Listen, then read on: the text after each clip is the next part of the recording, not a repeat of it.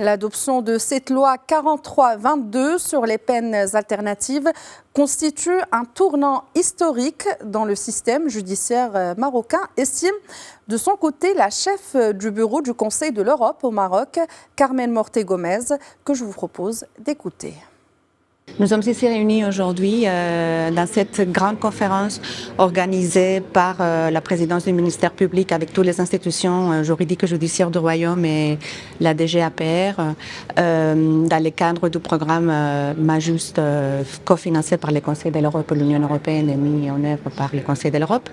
pour parler de l'entrée en vigueur prochaine de la loi 43-22 sur les peines alternatives à la privation de liberté. C'est un énorme pas en avant du Royaume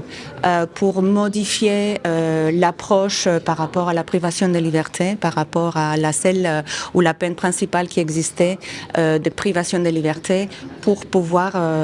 associer des peines alternatives qui remplacent, dans certains cas évidemment bien précisés dans la loi, la privation de liberté, dans le but d'humaniser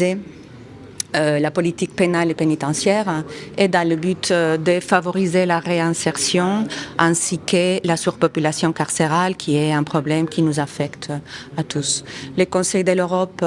travaille avec les institutions marocaines pour la mise en œuvre effective de cette nouvelle loi 43-22 qui entrera en vigueur le 23 août 2025.